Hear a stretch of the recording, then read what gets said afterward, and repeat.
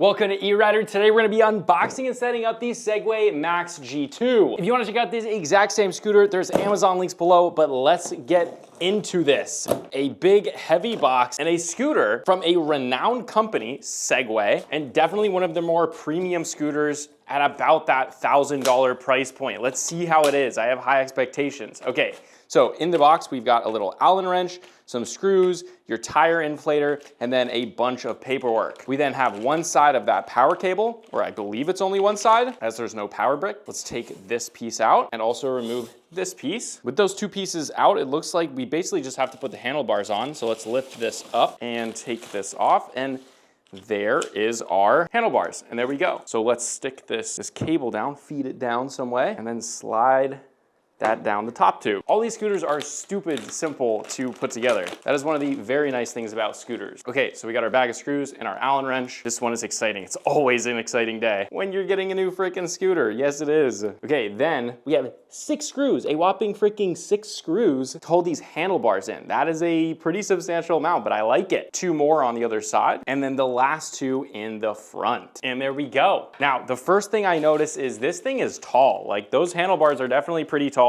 This is definitely not no kid scooter. With that, and let's take this thing out. I'm sure it's gonna be a little heavy. Oh yes. This thing definitely isn't super light. Let's take the plastic off of this. Ooh, we get a freaking awesome look at those rear shocks. We get dual rear shocks here. So one on this side, one on this side. These are metal. Tapping against those, all metal. So the nice thing, and maybe one of the best things about Segway, is they're so polished. Right? It's like getting an Apple product. All of the designs are super cohesive, the build quality. I mean, you can see all of this looks great. It looks really, really nice. This is plastic right here, but you can see this is metal. This is also metal. All this is metal. These are metal. There's some plastic here and some plastic here. This is more dense plastic though. We have our brake light, which I believe is functional. This is our rear motor, and I believe it's just rear wheel drive. Yeah, we can see the front is just a wheel. We do have reflectors here. I like the orange. This is a actual metal wheel. It's not plastic, and a really nice deck. I mean, even to the touch, it feels great. And then it says simply moving right there with Ninebot, and you have Max right there in orange. But you can see here, I'm about 5'8" and a half, 5'9", and when I'm standing on it, you can see these handlebars, they're wider and they're a little bit taller. So especially for taller people, this is gonna be great. Now, here is this right here is how you fold it. And I believe you just pull. All right, so I'll have to figure out how this folds up. Oh, I bet it's to this right here. It's probably to this. It's probably going sideways. Let's try it. So lift up here, push down. Ooh, that mechanism is so smooth. And then, does it go in? Yeah, okay, so it goes into that. It goes at an angle, interesting, but it probably saves a little bit of space that way, so I don't hate it. And then, yep, that goes back up. It kind of folds in, so all you have to do is just, and then it's in. And this thing, again, really, really solid. Now, this is also a shock. Let's see if I can lift this rubber up. Okay, so you can't, oh yeah, you can. So there we go. You can see in there, that's a genuine shock. That's really cool. Let me see if I can show you the action here. Ooh, this one feels really good, a lot better than that Kickscooter, I think the S2. All right, with all this up, let's get to the goodies now. One thing to mention really quick before we get to the display is just how tall this is. You can see already, this is tall, so you're gonna sit, so you're gonna stand higher, but then you also get a really good amount of ground clearance there. And your charge port width, it's only that cable. That's pretty cool. Looks like you can also do a slower charger, but I'm assuming this is probably faster. That's pretty awesome. And the charge port, it just looks cool. All right, but let's get this off. All right, there we go. That one's not. All right, so let's turn this on. There's the power button. All right, so I'm gonna plug this in. Okay, there we go. So now it comes up 63. Okay, so it has 63%. Okay, so it's beeping. So I think this needs to be paired to the app. Let's do it. Add device. And we can see it comes up right there, Ninebot Kickscooter Max G2. That's the one we want. Connecting, press the power button. Cool. Now we're all activated up. We have to do our safety course. There we go. Now it should be fully unlocked. So let's go into settings here. All right, so we can see it's fully up here. It shows 63%. That gives us 27 miles, which is impressive because this does have a bigger battery. We have dashboard, so if we put this on our handlebars, we can actually see, like, have a phone view, which is actually super cool, the mileage remaining.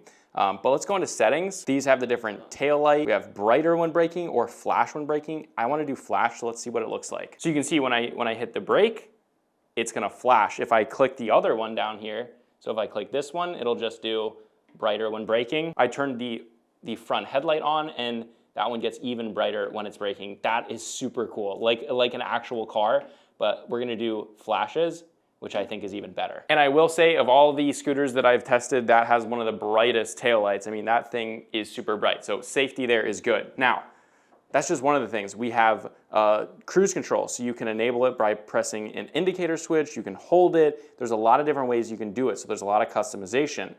There's also energy recovery, which is your electric motor regenerative braking. So we have weak, strong, or disable it, which is cool that you have that control. There's also walk mode, so that you don't have to push it, the motor will engage.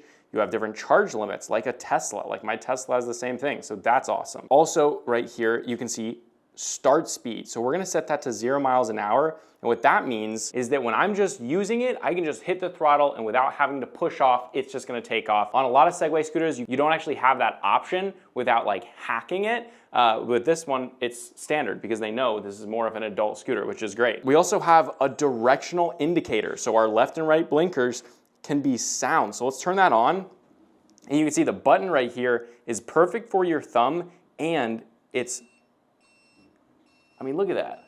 That's awesome. So let's actually turn the sound off.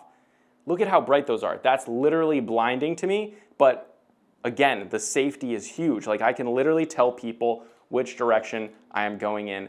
That is awesome. I'm very excited to use that, especially since 20 miles an hour, I could probably take this on the roads around my house. So that's really cool.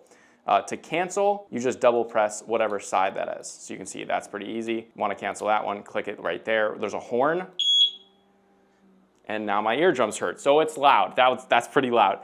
We also have empirical or metric, so you can do kilometers or miles an hour. We're gonna leave it on miles an hour. And then custom settings of sport mode. So we have the maximum speed limit, acceleration speed. So we have how fast it's gonna accelerate. That's pretty cool. And set upper limit of sport mode's max speed after enabling it. So we're gonna turn on sport mode, and you can actually take it to 22 miles an hour. That's pretty crazy. Now, while 22 miles an hour doesn't sound like a lot on a scooter, 15, 16, 17 is pretty much where most of your average scooters are gonna be in at their top limit. 20 miles an hour is significantly more, and 22 is quite a lot on a scooter. That's pretty much where I would say most people kind of will max out unless they're avid scooter riders. However, we're gonna keep it in that because we want the fastest this can possibly go. It just turned off, so let's turn it right back on. And you see it connected immediately. That was very good. There's a locking function, so you can mess around with locking it or unlocking it. And then abnormality alert. Audible and visual alarm will ring in case of abnormal vibrations. I don't know what that means. Maybe someone's stealing it, something like that, but that is pretty cool. There's also a Segway Ninebot Lab, and there is a beta traction control. That is extremely cool. If you don't know what traction control is, it will modulate power like on a car if it's slippery. That's something interesting that maybe in like the winter I'll do an update video and maybe test that out. That's pretty cool. All right guys, but I think that's pretty much everything. And now it's time to take it for an initial ride. But remember, I do a full review going in depth, doing testing, all sorts of different terrain in about a week's time. So make sure to subscribe below for that video coming out. It might already be out. But let's get an initial riding impression. All right guys, first initial impressions of the Ninebot G2 Max. Let's put this up. I really do like that connector right there. It's quite good. A taller scooter overall. Let's turn this on. There we go, it's on, and in sport mode, you can see right there, sport mode. I also have this in kickless start, so let's try this out. Ooh, good power off the line. Right from a stop, good power. The climbing ability, this is a hill, we're up here right now. This thing climbs like it's nothing. Now, I should have this fully unlocked at 22 miles an hour, not just 20. Quite a bit of deceleration off throttle, which I actually don't hate. Not super strong, but it might just be because this is a heavier scooter overall.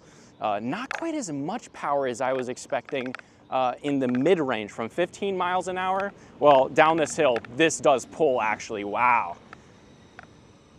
But that was pulling actually pretty hard after 20 miles an hour, which is interesting. Okay, yeah, this does pull, okay. It was just because it was on a hill. But yeah, this is still pulling 22 miles an hour. This feels quick. For a scooter, this is pretty much as fast as you'd want to go safely. Maybe you could push it to 25. Let's see how it is on these bumps here. Ooh, the suspension, it makes a little bit of noise, but it's not annoying, and it actually does a really good job of, you know, dampening them. It's not quite like what a full suspension mountain bike would be. Let's see how the brake tuning is here. Ooh, the initial bite in is really good. Yeah, this thing is, you can frickin' hustle this thing. Yeah, this is really good. I just did the GoTrax, I think it was the GoTrax G4, and this has a similar, actually, a similar max output. This can do 22 miles an hour, that can do 20, but this is a 1,000 watt motor, when I think that was either a 500 or a 750 watt motor. This definitely has that initial bite. Now, this is actually a pretty intense hill right here. The bite in on the brakes, I just have to say the bite in on the brakes is very good. Now, keep in mind, this is at 67%. The GoTrax was at 100, so I am expecting this to have quite a bit more bite. Let's see, up a hill, okay, 5, and we're at 10 miles an hour. That was a fairly steep incline, no help, no pushing off. This definitely has the power to pick you up the hills. You're not gonna start slowing down on the hills, you're gonna pick up speed. And again, this isn't not at full battery. This is at 67%. Ooh, the suspension feels great. Yeah, this is a really comfortable ride. It feels very sporty, very controllable. Let's not hit this sign here. It's quite good. I feel like off-road, this would also be pretty damn good. Off the curb there, very, very well. And you can see a sporty ride too, guys. This is very, very enjoyable. I mean, very comfortable. I love the power. I love the brake modulation. The GoTrax G4 also had that. I'm calling it the G4. It's probably not. I'm getting all my names mixed up right now, but yeah, an impressive scooter for sure. Very comfortable, very refined off the curb. I like where the handlebars place, and it's very comfortable with those kind of like dip downs where you want to be a little bit more sporty, a little bit quicker. So pulling up this hill, we're at 17 miles an hour. This is not a super intense hill, but it's a slow incline, and this is pulling. Now we're at 20 miles an hour. Let's try not to hit those trees or much. Oh, the Insta360 is down. Oh, this thing is fun. This is a long initial impressions because I'm just having too much fun. The brake bite. I mean, this thing can stop very quickly, and from a start, that's what it's like. Again, not full percent or full battery. I would assume that it would go significantly faster because in that mid-range, it really starts pushing. It really starts pushing in the mid-range. So I'm assuming that once this is at full battery, I mean, this goes really fast. 22 miles an hour it's decently quick. It really is. Cornering at 19, 20 miles an hour, this thing whips. It's fun. But again, guys, if you want to check it out, links below. Full review coming in 7 days. But again, if you want to check out this exact same scooter, there's Amazon links below for the US, UK, Canada, and international links. But this is eRider Reviews, and I'll see you guys in the next video.